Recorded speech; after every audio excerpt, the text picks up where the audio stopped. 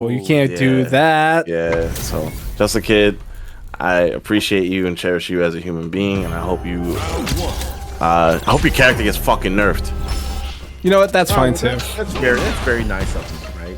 Yo, DumpsterBisque is one of the best handles I've seen in a long time. Yep. It's creative. It is very creative.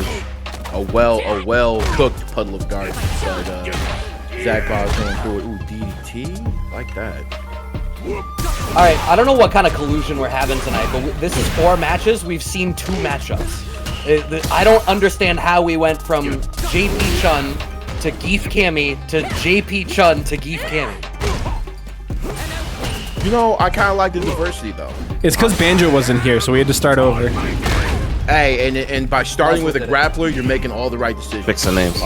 Thunderstorm, yeah, that doesn't apply here. Hey, what is that? Wait, it's literally DumpsterBisque versus Zach Bob. No, it's not. It's not? It's not. Oh, CaptainMogu. My bad. Bro, my man is waiting to finish his phone to his arms, but that dive kick can be snuffed out by the lariat. Very well done, CaptainMogu. Geef expert. Hoppy, alright. Stepping out with the engineers, and of course, Hop needed the EX. That's the gift that keeps on giving. Hopney into SPD, even on hit, you're just like, yeah, I mean, I'm still gonna do it. I see Hopney, I instinctively backdash or jump back. Like, that's a post-traumatic response. Yeah, like if you don't want to jump back, that's on you, but it's coming either way. Don't worry about it. I like this corner carry though. CaptainMogu emptying the clip right here. Gonna get massive damage and of course the hard knockdown, but yeah, meter's still on Mogu's side here. Does Mogu do the thing? He does. He does level 3. Come on. You don't need to here. You're deep. You have to. Nah, you don't need to. There was no reason for it. I like that he played it. I mean, he had the life lead. He had the screen position differential. Yeah. Like, he was in the negatives of being in the corner. But the fact that DumpsterBisque backed off and was clearly afraid of the threats from CaptainMogu means he can start to try to clear some space, you know, take control of it. I think it was a misleadingly negative position. Nice counter DI out of DumpsterBisque, though. Yeah, DumpsterBisque also through the Hopney was able to snuff it out. He literally like jabbed and like right after, so that way he wouldn't get hit by the SPD. And whip grab right there, and just keeping him to the corner right here. CaptainMogu, and once again trying to DI to get out of the corner, and DumpsterBisque reacting appropriately. Standard Cammy, a driver combo, and finally gets it off. I was gonna say, I feel like DumpsterBisque should have been able to pump a bar and a combo somewhere. It seems like maybe they made the choice not to because they had such a life lead. I'm usually a fan of kill if you can kill. Yeah. I as well, just because I feel like, you know, you don't gain bar back as, you know, easily as the last game, but like a good chunk of it, you know what I'm saying? So like, especially if you can guarantee victory with super, then I'm kind of in agreement with you, but at the same time, you know what I'm saying? It doesn't hurt to be conservative.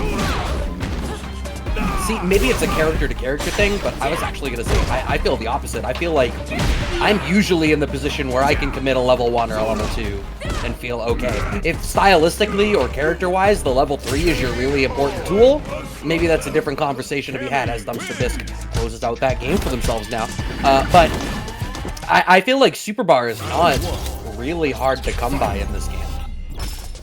You know, you don't have to use it frivolously, but I think using it to secure a kill or to secure like a good knockdown situation, ooh, ready to answer that standing fierce there. DumpsterBisque firmly in the driver's seat. Frame trap works. We are just shy of the wall for the wall splat. Yeah, you see DumpsterBisque is actually putting down the gas this time. Trying to let Geef set up is not something that you want to do, and DumpsterBisque smells blood in the water and is not letting up on the pressure right here. Oh my goodness, and a perfect KO as I live and breathe. CaptainMogu. A significant drop-off from that first game. Yeah, definitely more consistent with what I would think for the matchup. I feel like Cammy is more than equipped to sort of overwhelm Zangief with just the wealth of options she can bring to how she can approach him, I feel like it should be hard for Geef to try to be the aggressor. Needs to be, you know, smart utilization of things like that standing air stare, or, you know, air to airs, which we have seen CaptainMogu using very well. But there's the thing about that hop knee, you don't want to do it on block. Your hope is that either hits or whiffs. Yeah. And honestly, he's been using it as his advancing tool and then parrying right after. And that could lead up to some like dangerous setups for him. Because, you know, DumpsterBisque could literally just counter that with a small grab. And like I said, just keeping the pressure on right here. DumpsterBisque throwing him into the corner and was literally coast to coast. That. And after that first game, CaptainMogu kind of just, you know, really didn't know what to do once they got back into a corner. And it was on several occasions to where it was just like, yeah, man, I want to spam SPD here, but I feel like, you know, Cammy's buttons are way too fast for this to do it on wake up. Yeah, I think it struck me as a difficulty to...